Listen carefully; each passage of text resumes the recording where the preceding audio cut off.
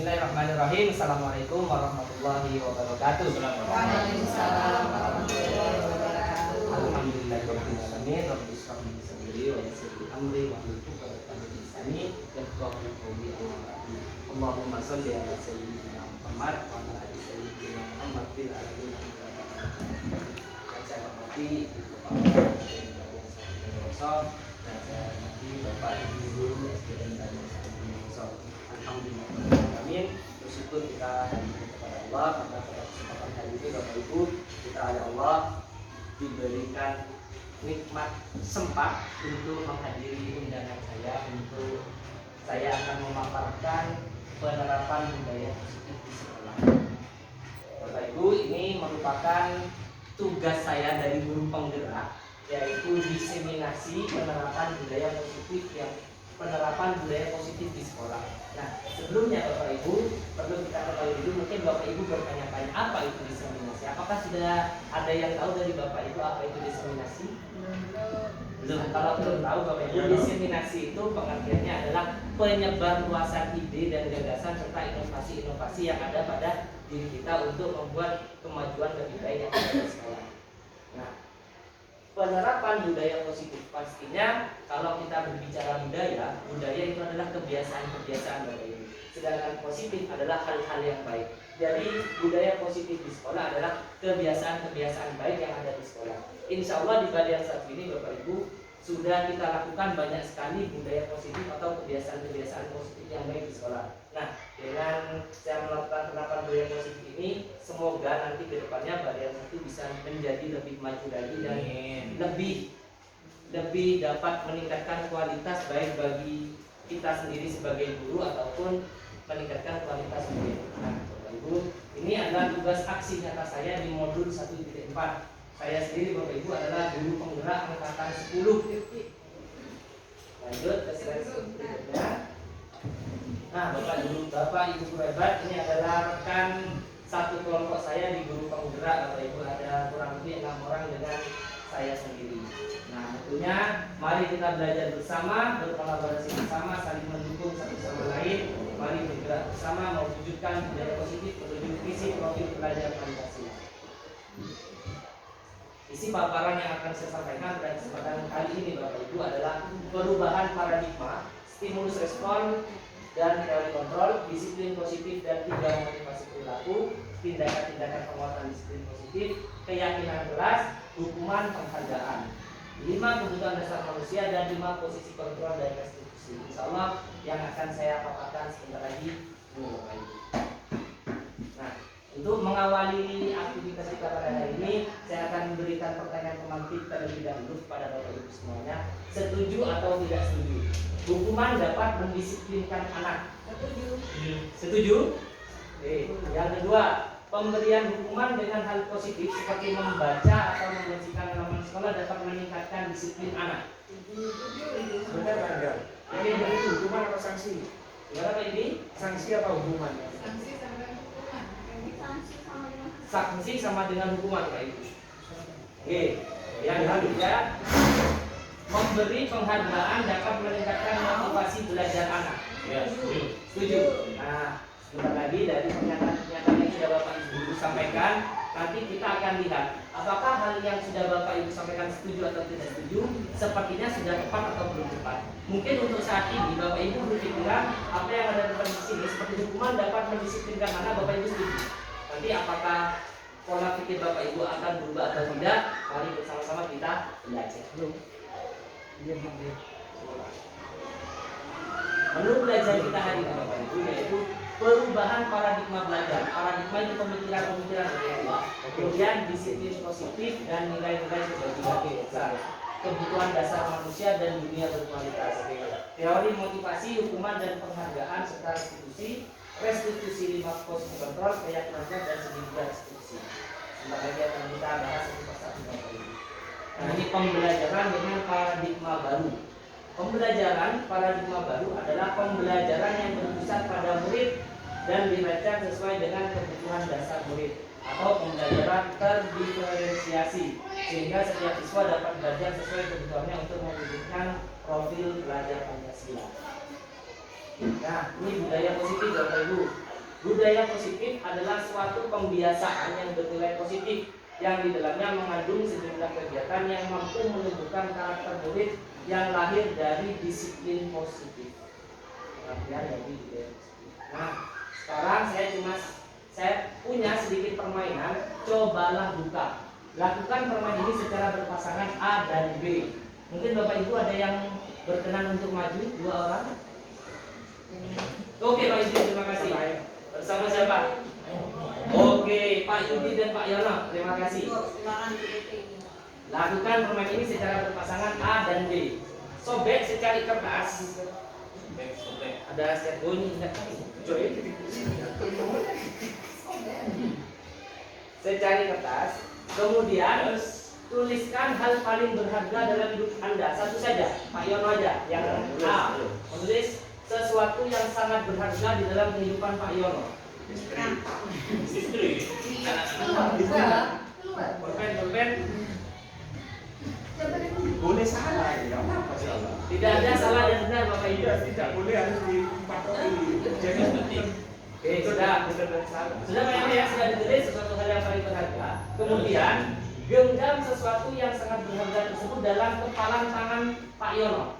Tugas Pak Yudi yang B, rekan Pak Yono adalah mencoba dengan segala cara untuk membuka kepalan tangan Pak Yono. Lakukan secara bergantian masing-masing 30 detik. Maksudnya seperti ini Pak Yudi, bisa dengan cara membujuk, merayu atau mengancam Pak Yono supaya Pak Yono mau membuka kepalan tangan. Pak Yono, ini adalah hal yang paling berharga dalam hidup Pak Yono. Oke, silakan Pak Yudi mulai dari sekarang untuk melayu, mengancam atau membujuk terserah Pak Yudi. Atau memaksa. Silakan Pak Yudi.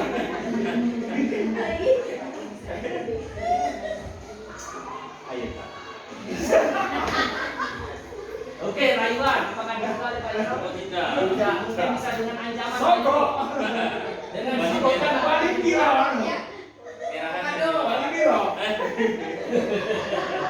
Oke, dengan sogokan tidak mempan. Mungkin dengan ancaman Pak Yudi. Kawan Pak Yono itu budak kalah. Oke, sudah pada intinya tidak berhasil membuka kepalan yang ada di tangan Pak Yono. Oke, terima kasih untuk Pak Yudi dan Pak Yono. Silakan duduk kembali. Assalamualaikum. Maksud dari permainan ini apa Bapak Ibu? Apakah Pak Yono atau Pak Yudi Pak Yudi berhasil membuka kepalan tangan Pak Yono? Apakah berhasil? Tidak. Mengapa? Apa alasan Pak Yono tidak mau membuka kepalan tangan Pak Yono? Ini barang yang sangat berharga. Karena itu adalah barang yang sangat berharga yang dimiliki oleh Pak Yono. Oke. Apakah Anda tahu Anda atau B menutup kepala tangan Anda? Mengapa? Apa alasan Anda B? Ini sama seperti yang di atas. Nah, Bapak Ibu, dalam kegiatan itu, kira-kira menurut Bapak Ibu, sesungguhnya siapa yang memegang kendali atau kontrol untuk membuka atau menutup kepala tangan?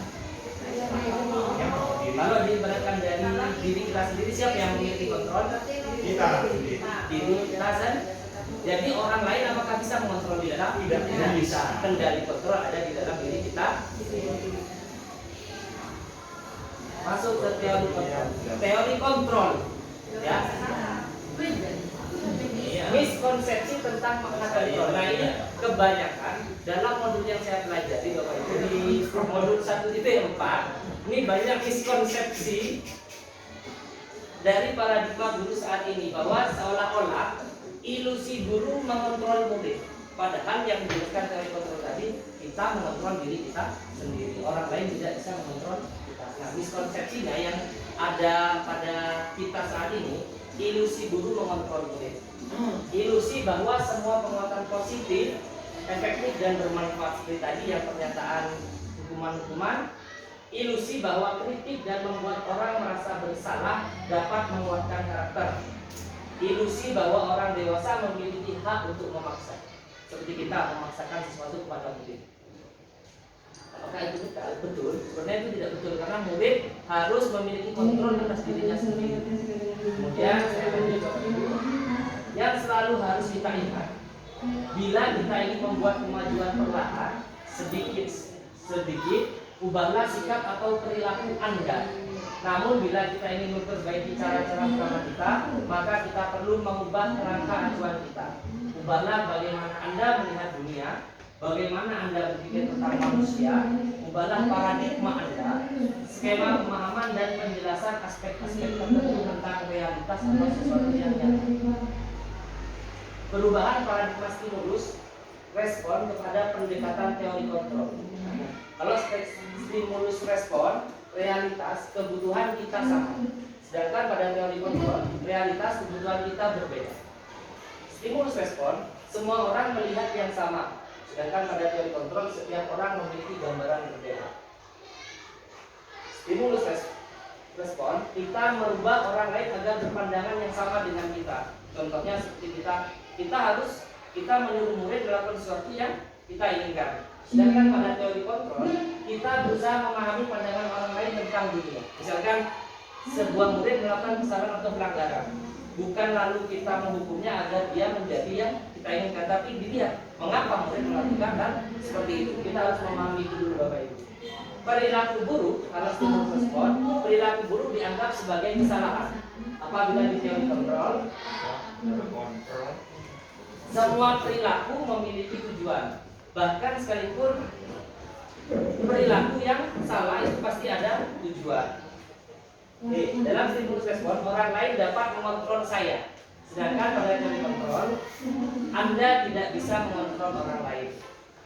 Pemaksaan ada pada saat bujukan gagal. Ketika sudah dilakukan bujukan oleh gagal, maka kalau stimulus respon itu ada pemaksaan. Sedangkan pada teori kontrol, kita bisa melakukan kolaborasi dan konsensus menciptakan pilihan-pilihan baru. Dalam stimulus respon, model berpikir menang atau kalah, sedangkan dalam teori kontrol, model berpikir menang dan menang. Jadi tidak ada kata kalah.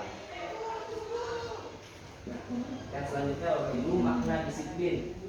Kalau di budaya kita Bapak Ibu,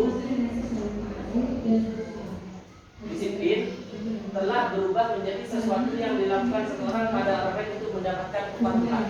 Misalkan datang tepat waktu. Kalau tidak tepat waktu, pasti akan mendapatkan hukuman. Sedangkan makna disiplin yang sesungguhnya Bapak Ibu berasal dari bahasa Latin disiplina yang artinya belajar. Makna asal dari kata ini berkonotasi dengan disiplin diri dari murid-murid Socrates dan Plato. Disiplin diri Bapak Ibu membuat orang menggali potensinya menuju sebuah tujuan apa yang dia hargai. Namun, seperti yang saya sampaikan tadi, dalam budaya kita maka kata disiplin telah berubah menjadi sesuatu yang dilakukan seseorang pada orang lain untuk mendapatkan kepatuhan. Kecenderungan umum adalah menghubungkan kata disiplin dengan ketidaknyamanan, bukan dengan apa yang kita hargai atau pencapaian suatu tujuan mulia. Saya dipahami kira-kira Bapak Ibu ya? Kalau mungkin gambarannya kalau disiplin dalam budaya kita, contoh datang sekolah tepat waktu. Apabila siswa tidak datang tepat waktu, pasti yang ada di pikiran siswa adalah hukuman apa yang akan saya terima. Itu kalau disiplin dalam budaya kita. Tapi disiplin yang sebenarnya adalah murid diajarkan belajar. Kenapa saya harus datang sekolah tepat waktu? Supaya mungkin kesadaran yang timbul dari dalam diri sendiri. Kalau saya terlambat, saya tidak bisa mengikuti pelajaran dengan baik. Ketika saya terlambat, saya tidak bisa mengikuti pembelajaran dari awal. Jadi timbul kesadaran sendiri, harusnya dari kata disiplin. Nah, dari apa yang disampaikan Bapak pendidikan kita, Bapak Dirjen Dewantara menyatakan bahwa di mana ada kemerdekaan, disitulah harus ada disiplin yang kuat.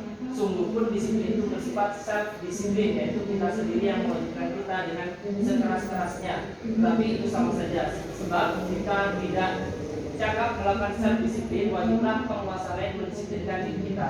Dan peraturan hidupnya itulah harus ada di dalam suasana yang merdeka. Maksudnya tidak dalam suasana yang tertekan. Makna disiplin sendiri yaitu artinya bahwa untuk mencapai kemerdekaan atau dalam konteks pendidikan kita saat ini, untuk menciptakan murid yang merdeka, syarat utamanya adalah harus ada disiplin yang kuat. Disiplin yang dimaksud adalah disiplin diri yang memiliki motivasi internal sehingga mereka dapat berperilaku yang mengacu pada nilai-nilai kebajikan universal yang diyakini. Nah, masuk ke pembelajaran yang berikutnya Bapak Ibu, nilai-nilai kebajikan. Nah, apa itu nilai-nilai kebajikan? Nilai-nilai kebajikan adalah sifat-sifat positif manusia yang merupakan tujuan mulia yang ingin dicapai setiap individu. bersifat universal dan lintas bahasa, suku bangsa, agama maupun latar belakang. Dengan mengaitkan nilai-nilai kebajikan yang diyakini seseorang, maka motivasi intrinsiknya akan terbangun sehingga menggerakkan motivasi dari dalam untuk dapat mencapai tujuan mulia yang diinginkan. Nilai-nilai kebajikan yang ingin dicapai oleh setiap anak Indonesia kita kenal dengan profil pelajar Pancasila. Nah, dalam nilai-nilai kebajikan itu ada 6 Bapak Ibu. Yang pertama ada profil pelajar Pancasila, ada Ibu Prioritas Program atau PIP, 9 pilar karakter, petunjuk sumber hidup dan keterampilan hidup, the 7 essential virtues, the virtues project. Ada 6 Bapak Ibu. Kita bahas satu persatu. Profil pelajar Pancasila: beriman, bertakwa kepada Tuhan Yang Maha Esa dan tetangga mulia, berkebinekaan global, gotong royong, mandiri, kreatif dan bernalar kritis. Ibu Prioritas Program atau PIP yaitu toleransi, rasa hormat, integritas, mandiri, menghargai, antusias, empati, keingintahuan, kreativitas, kerjasama, percaya diri dan komitmen. 9 pilar karakter Indonesia Heritage Foundation, cinta Tuhan dan sifat ciptaannya ini bagian-bagian dari nilai kebajikan Bapak Ibu. Kemandirian dan tanggung jawab, kejujuran, amanah diplomatis, hormat dan santun, dermawan, suka menolong dan gotong royong, percaya diri, kreatif dan bekerja keras, kepemimpinan dan keadilan, baik dan rendah hati, toleransi, kedamaian dan kesatuan. Petunjuk sumber hidup dan keterampilan hidup. Ya, ini keterampilan hidup: dapat dipercaya, lurus hati, pendengar yang aktif, tidak merendahkan orang lain, memberikan yang terbaik dari diri. Petunjuk hidup: peduli, penalaran, bekerjasama, keberanian, keingintahuan, usaha, kelulusan, fleksibilitas. Berorganisasi, kesabaran, keteguhan hati, kehormatan, memiliki rasa humor. Berinisiatif, integritas, berorganisasi, kesabaran, keteguhan hati, kehormatan, memiliki rasa humor dan berinisiatif, integritas. The 7 essential yaitu empati, suara hati, kontrol diri, rasa hormat, kebaikan, toleransi dan keadilan.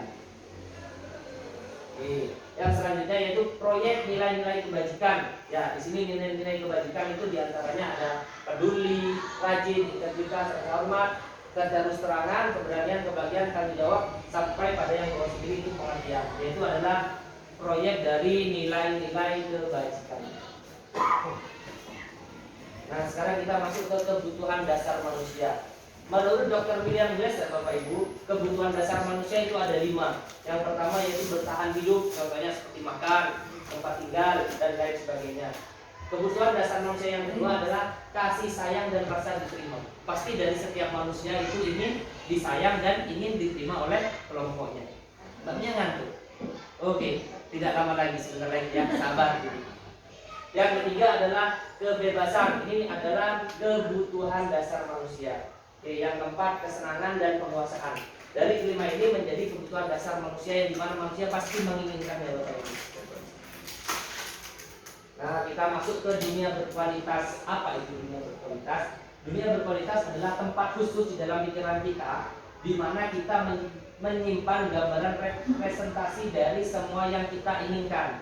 Bisa berisi orang-orang, hal-hal dan apa saja yang terbaik dalam hidup kita dan membuat kita merasa bahagia dan terpenuhi kebutuhan dasar kita, Bapak Ibu. Murid kita juga seperti itu, Bapak Ibu, mempunyai gambaran dunia berkualitas mereka. Tentunya sebagai guru, kita ingin mereka memasukkan hal-hal yang bermakna dan nilai-nilai kebajikan yang hakiki ke dalam dunia berkualitas mereka. Pertanyaannya, sebagai seorang pendidik, misalkan saat Anda perlu hadir di suatu pelatihan, motivasi apakah yang mendasari tindakan Anda? Jawaban yang pertama, apakah Anda hadir karena tidak ingin ditegur oleh pihak panitia atau pengawas Anda dan mendapatkan surat teguran? Atau jawaban yang kedua, Anda ingin dilihat dan dipuji oleh lingkungan Anda atau mendapat penghargaan sebagai kepala sekolah berprestasi? Atau jawaban yang terakhir yaitu Anda ingin menjadi pembelajar sepanjang hayat, menjadi orang yang berusaha dan bertanggung jawab serta menghargai diri Anda sendiri sebagai teladan bagi murid-murid Anda, guru-guru Anda serta lingkungan Anda, karena Anda percaya tindakan Anda sebagai pemimpin pembelajaran akan menjadi panutan oleh lingkungan Anda, yaitu dengan menghargai nilai-nilai kebajikan diri sendiri. Pastinya dari Bapak Ibu memilih jawaban yang ketiga untuk menjadi pembelajar sepanjang hayat. Setuju Bapak Ibu? Setuju. Oke, kita lanjut.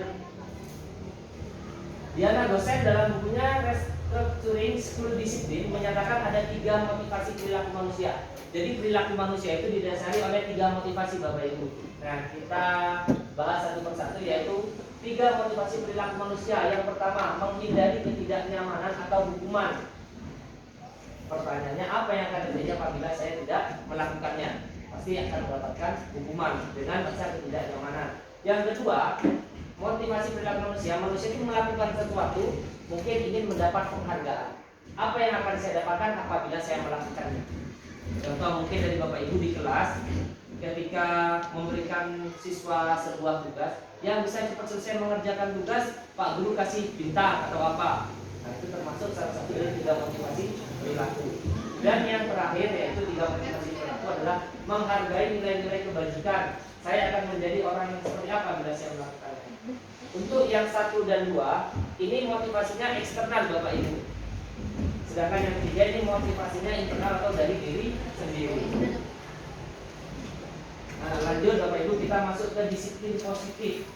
Tujuan dari disiplin positif adalah menanamkan motivasi yang ketiga pada murid-murid kita, yaitu untuk menjadi orang yang mereka inginkan dan menghargai diri sendiri dengan nilai-nilai yang mereka percaya.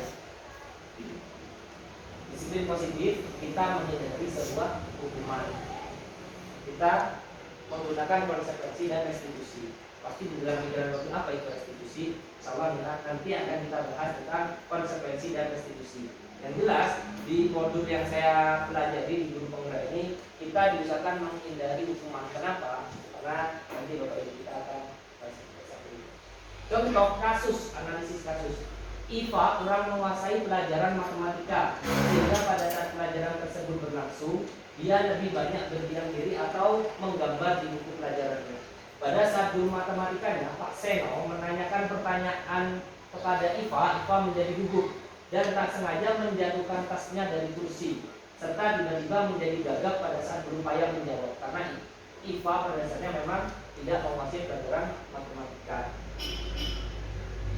Serta tiba-tiba menjadi gagap pada saat berupaya menjawab. Seluruh kelas pun tertawa melihat perilaku IPA yang bicara tergagap dan terkejut tersebut. Pak Seno pada saat itu membiarkan teman-teman IPA menertawakan IPA yang tergagap dan malu luar biasa, dan malahan minta IPA untuk maju ke depan dan berdiri di depan kelas sambil menunduk hidungnya karena tidak bisa menjawab pertanyaan Pak Seno. Kelas makin gaduh dan anak-anak pun tertawa melihat IPA di depan kelas memegang ujung hidungnya. Nah, mungkin kejadian seperti ini banyak kita temui di kelas-kelas kita Bapak Ibu ya. Kemudian pertanyaannya, apakah Bapak Ibu setuju dengan tindakan Pak Seno terhadap IPA? Ya. Mengapa? Ada yang mau memberikan jawaban?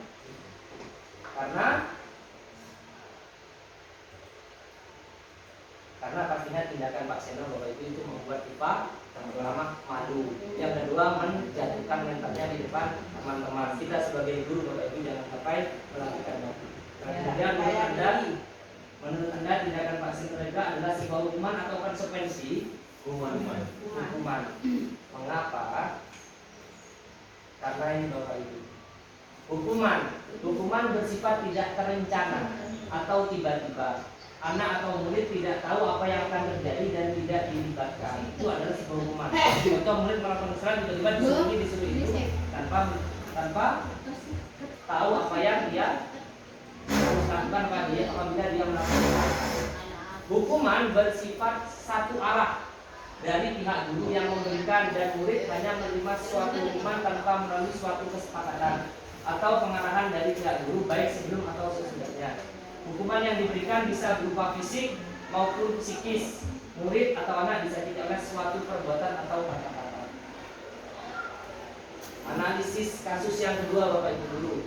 Ibu Anas guru kelas 2 SD mendapatkan masalah. Murid-muridnya tidak bisa tertib berdiri antri di depan pintu kelas dan selalu berebutan masuk ke dalam kelas setelah jam istirahat usai. Ini tentunya sangat mengganggu proses pembelajaran, di mana kelas tidak dapat mulai tepat waktu karena Ibu Anas sibuk menenangkan murid-muridnya untuk waktu cukup lama. Akhirnya Bu Anas berpikir cepat dan mengandalkan stiker bintang. Setiap murid-muridnya akan masuk kelas usai jam istirahat, Bu Anas akan mengiming-imingi muridnya dengan stiker bintang. Siapa yang dapat berdiri lurus dan berbaris rapi antri di depan pintu dapat bintang dari Bu Anas. Sebagian besar muridnya menyambut tantangan tersebut dan langsung berdiri rapi di depan pintu agar mendapatkan stiker bintang. Hal ini terus dilakukan Bu Ana selama beberapa minggu karena cukup berhasil membuat murid-muridnya berdiri rapi antri di depan pintu. Sampai pada suatu saat Bu Ana sakit dan terpaksa digantikan oleh Pak Heru.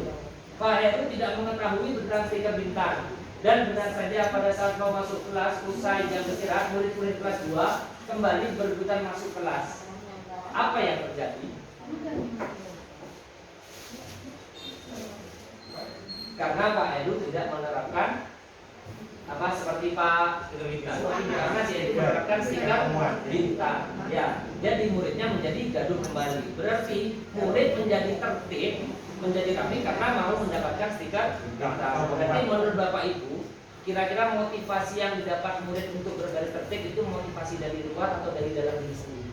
Dari luar. Artinya dari luar. Apakah kira-kira motivasi tersebut bisa menyadarkan siswa untuk berbaris tertib?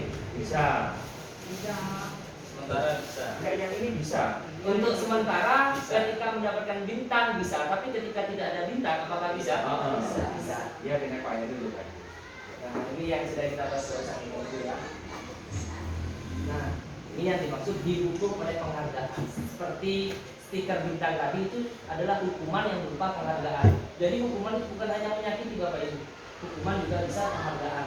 Saat kita berulang kali menjadikan hadiah kepada anak-anak agar laki-laki yang menjawab atau kepada seorang murid agar mempelajari sesuatu yang baru atau kepada seorang karyawan agar melakukan pekerjaan berkualitas, kita sedang berasumsi mereka tidak dapat melakukannya atau mereka tidak akan memberi kekerasannya apabila kita tidak memberikan sesuatu.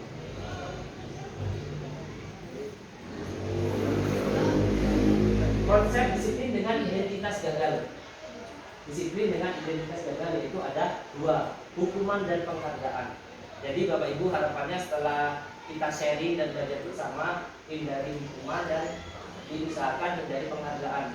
Karena penghargaan itu betul membuat anak tertib, tapi bukan motivasinya bukan dari dalam diri sendiri, tapi dari luar. Apabila ada guru lain yang mengajar, sedangkan guru lain tersebut tidak mengetahui yang kebiasaan dilakukan, maka murid akan tetap tidak tertib.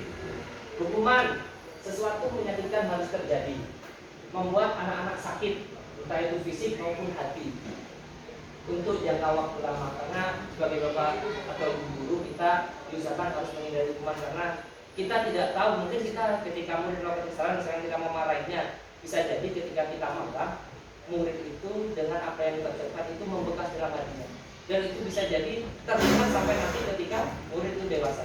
Jadi sebagai guru Bapak Ibu, harapannya kita hindari hukuman, yaitu apalagi sampai berkata-kata yang negatif. Kemudian mendorong anak menyakiti diri sendiri. Konsep diri yang buruk, anak belajar untuk menyembunyikan kesalahan. Apabila seorang guru itu sering menghukum, pasti ketika anak itu melakukan kesalahan, anak itu akan menyembunyikan kesalahannya. Supaya apa? Tidak nah, pasti yang ditimbulkan dari hukuman itu adalah rasa marah, rasa bersalah, dipermalukan dan merasa terhianati. Jadi ini kalau bisa harus kita hindari Bapak Ibu. Kemudian disiplin dalam kegagalan adalah penghargaan, pengaruh jangka pendek dan jangka panjang. Penghargaan itu tidak efektif Bapak Ibu. Sepakat? Penghargaan merusak hubungan, penghargaan mengurangi kecepatan, penghargaan menurunkan kualitas, penghargaan mematikan kreativitas, penghargaan menghukum.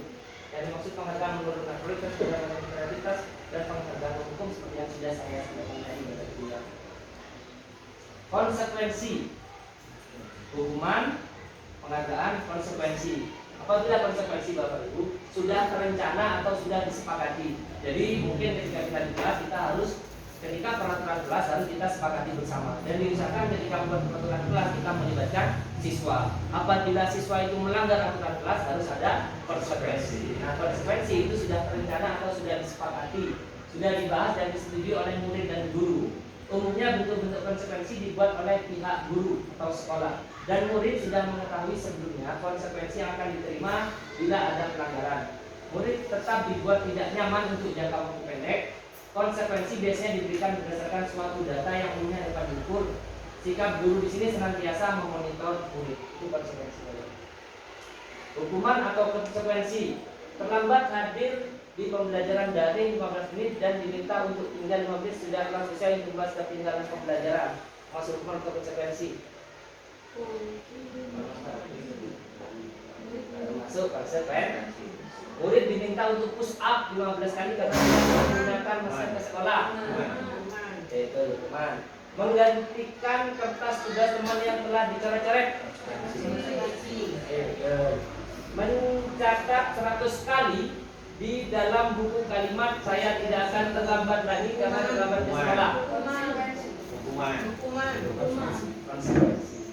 Ini tapi konsekuensi harus disepakati dulu. Kalau sudah disepakati misalkan apabila terlambat kamu akan menulis buku sebanyak 100. Tapi kalau ini belum disepakati sebelumnya maka ini masuk ke dalam hukuman. Yang kedua, lari mengambil lapangan basket 2 kali karena terlambat hadir di sekolah. Misalkan tiket, kamu terlambat, langsung lari tanpa disepakati itu masuk ke hukuman. Kalau sudah disepakati gimana? Masuk ke konsekuensi. Konsekuensi itu harus disepakati dulu oleh guru dan siswa. Kelas. Membersihkan mesin sekolah karena mematahkan pensil kawannya yang masuk ke rumah ya. Murid diminta bertelanjang kaki sebanyak hari karena tidak menggunakan sepatu warna hitam sesuai peraturan sekolah. Hukuman. Berjemur di lapangan basket pukul 12 siang. Itu masuk apa ini? Pastinya hukuman. Membersihkan tumpahan air di meja. Tulis karena tersebar belajar. Apa itu? Konsekuensi. Berdiri di depan kelas sambil mengangkat kaki satu karena tidak bisa menjawab pertanyaan. Hukuman. Nah, sekarang kita masuk restitusi. Restitusi adalah proses menciptakan kondisi bagi murid untuk memperbaiki kesalahan mereka sehingga mereka bisa kembali pada kelompok mereka dengan karakter yang lebih kuat. Dosen 2004. Restitusi juga adalah proses kolaboratif yang mengajarkan murid untuk mencari solusi untuk masalah dan membantu murid berpikir tentang orang seperti apa yang mereka inginkan dan bagaimana mereka harus memperlakukan orang lain. Kalau tadi kita bahas konsep disiplin dengan identitas gagal, sekarang kita bahas konsep disiplin dengan identitas sukses. Konsekuensi sesuatu harus terjadi. Tidak nyaman untuk murid atau orang untuk jangka waktu pendek, korban bisa diabaikan, murid akan dibuat tidak nyaman, dan sebenarnya sampai di konsep diri baik. Sedangkan yang restitusi Bapak Ibu, restitusi merupakan pilihan menguatkan untuk murid atau anak dalam jangka waktu panjang. Korban mendapatkan ganti. Kalau yang di konsekuensi korban bisa diabaikan, sedangkan apabila restitusi korban mendapatkan ganti. Jadi kita berikan apabila seorang murid itu melakukan pelanggaran atau kesalahan yang bisa diterapkan dalam konsekuensi atau restitusi. Murid belajar bertanggung jawab untuk perilakunya, fokus pada pemecahan masalah dalam jangka waktu panjang. Apa yang kamu lihat ini, apa yang bisa kamu lakukan untuk memperbaiki masalah ini. Murid anak menghormati dirinya dan orang lain. Apakah hal ini yang sebenarnya ingin kamu lakukan? Teori kontrol mendorong disiplin positif dan konsep diri yang kuat. Identitas gagal, hukuman. Nah, kalau hukuman ini murid atau anak belajar menyelesaikan kesalahan, mencoba mengontrol anak dengan penguatan negatif dengan membayar tempat kesalahan. Dampaknya pada murid marah, merasa bersalah, rendah diri dan mengasingkan diri. Tiba-tiba tidak diharapkan atau sangat berkait. Hukuman dibuat guru menyakitkan, guru menjalani konsekuensi dengan menyalahkan, mengkritik, menyindir, merendahkan.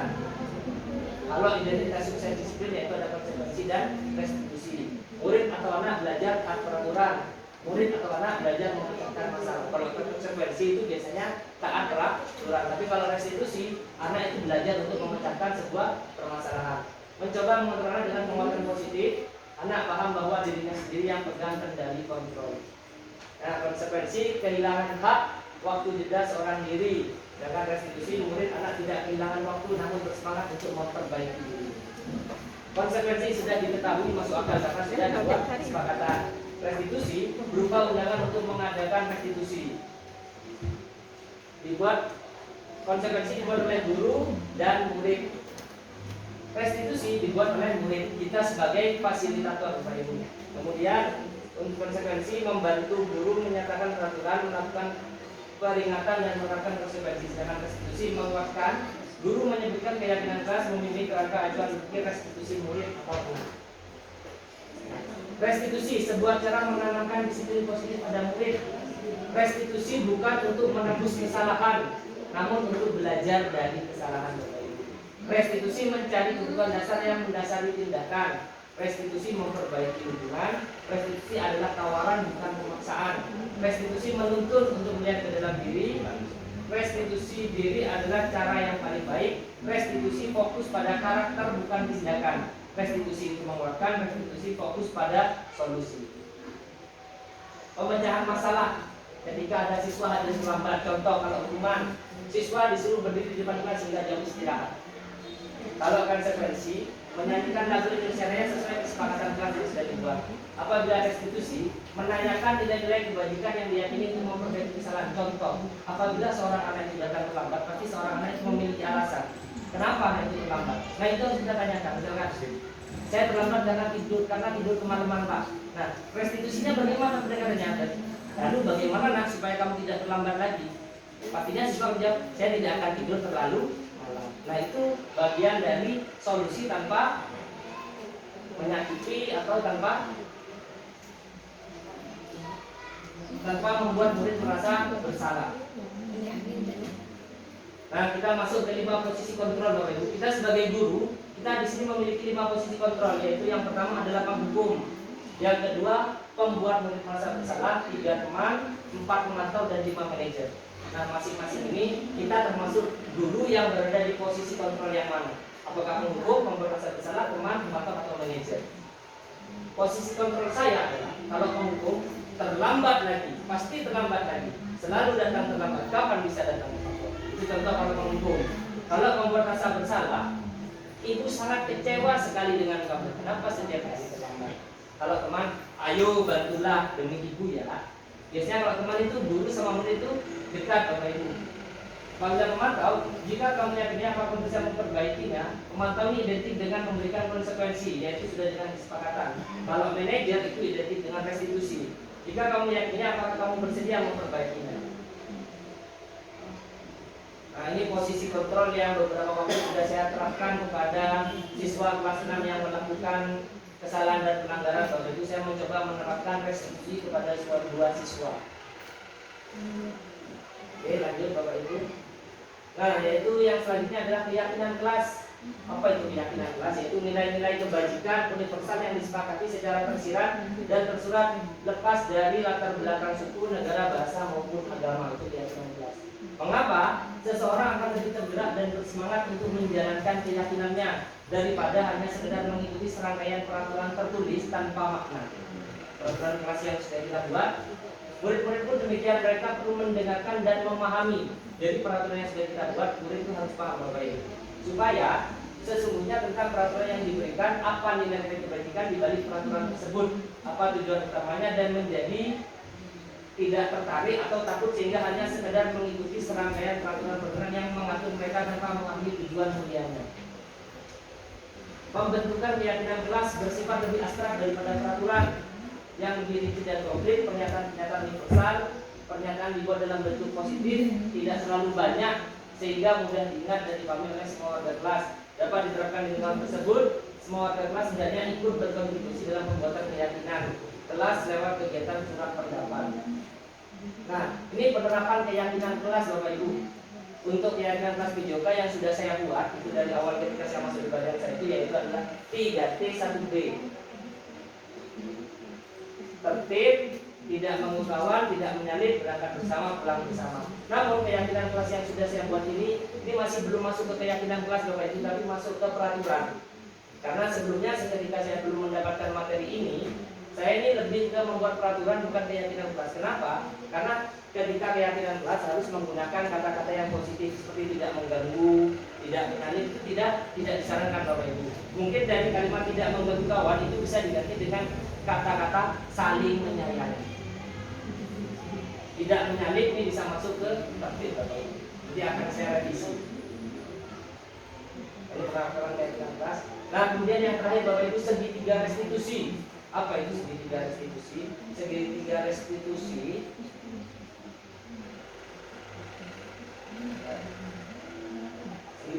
adalah sebuah pendekatan yang dilakukan oleh guru atau orang tua kepada siswa yang melakukan kesalahan atau pelanggaran dengan pendekatan-pendekatan yang halus supaya siswa itu mendapatkan kesadaran dari kesalahan yang telah dia perbuat dan bertanggung jawab untuk memperbaiki kesalahan tersebut. Apa nih? Videonya tolong digerakkan supaya guru-gurunya terlihat juga. Segitiga restitusi yang pertama itu adalah menstabilkan identitas, validasi kebutuhan dan menanyakan keyakinan. Menstabilkan identitas yang pertama Bapak Ibu, untuk membuat anak yang merasa gagal karena berbuat salah menjadi positif terhadap dirinya. Pastinya tanpa kita harus menghukum dan lain-lain, ketika anak itu berbuat salah, pasti anak itu dengan dirinya sudah akan merasa salah dan merasa minder Bapak Ibu. Jadi menstabilkan identitas, membuat anak yang merasa gagal karena berbuat salah terhadap dirinya. Berbuat salah itu hal yang manusiawi, bisa kita buatkan dengan kata-kata seperti itu Bapak Ibu. Berbuat salah itu hal yang manusiawi, jadi jangan tambah dimarahi kalau ada anak yang salah. Karena ketika ada anak yang salah atau melakukan pelanggaran, pasti dalam dirinya sudah merasa salah, itu pasti ada. Kita kuatkan dengan menstabilkan identitas. Berbuat salah itu hal yang manusiawi, nah. Tidak ada manusia yang sempurna. Bapak Ibu juga pernah berbuat salah. Kita pasti bisa menyelesaikan permasalahan ini. Bapak Ibu tidak tertarik untuk mencari siapa yang benar, siapa yang salah. Bapak Ibu lebih tertarik untuk menyelesaikan permasalahan. Kalau kamu menyalahkan dirimu sendiri terus-menerus, apakah kamu bersikap baik pada diri sendiri? Mungkin itu kata-kata yang bisa dilakukan untuk menstabilkan identitas ketika anak baru melakukan kesalahan. Masuk ke segitiga restitusi yang kedua, yaitu validasi tindakan yang salah. Kalau tadi pertama menstabilkan identitas, sekarang kita validasi tindakan yang salah. Dengan berkata, mungkin kamu bisa saja akan melakukan hal yang lebih buruk, tapi kamu tidak melakukannya kan. Contoh misalnya ada dua orang siswa sedang berkelahi. Pak Yudi misalkan memukul Mas Yono. Nah, seorang guru bisa mengatakan, untuk hanya dipukul, tidak sampai ditendang. Mungkin seperti itu. Kamu pasti punya alasan mengapa melakukannya. Mungkin karena si A mengejek si B. Nah, itu harus kita tanyakan Bapak Ibu.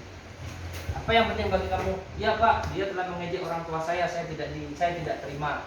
Kamu boleh tetap bisa menjaga sikap itu, tapi tambahkan sikap yang lain yang baru.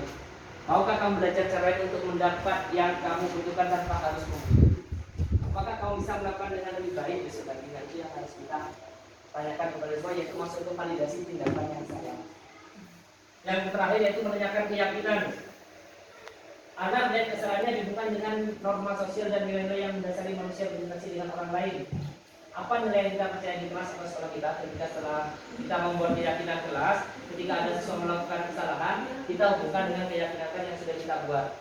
Contoh, apabila ada seorang anak memukul, apa nilai yang kita percaya di kelas atau keyakinan kelas yang sudah kita buat?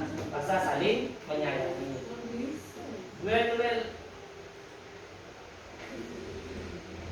Nilai-nilai universal apa yang telah kita sepakati, yaitu contohnya saling menyayangi. Nilai apa yang telah dilanggar? Nilai saling menyayangi. Harusnya di mana? Tidak memukul. Nah, refleksi hal baru apa yang membawa paradigma saya yang saya dapatkan. Apakah ada pemikiran-pemikiran baru yang Bapak Ibu dapatkan dalam pembelajaran kita bersama pada hari ini? Menghindari hukuman untuk anak. Menghindari hukuman untuk anak. Perasaan Bapak Ibu pastinya capek adalah hantu ini bilang Bapak Ibu ya. Tapi yang diharapkan perasaannya setelah mengikuti sesi ini harusnya gembira Bapak Ibu ya. Seger ya. Alhamdulillah. Terima kasih alhamdulillah. Mungkin itu sedikit apa banyak ya? Sedikit banyak yang dapat saya sampaikan. Kurang lebihnya mohon maaf. Semoga dapat bermanfaat buat Bapak Ibu dan untuk murid-murid kita depannya dan menjadikan SDM bagian 1 kedepannya lebih berkualitas lagi. Ya Bapak Ibu, saya akhiri. Assalamualaikum warahmatullahi wabarakatuh. Waalaikumsalam. Konsumsi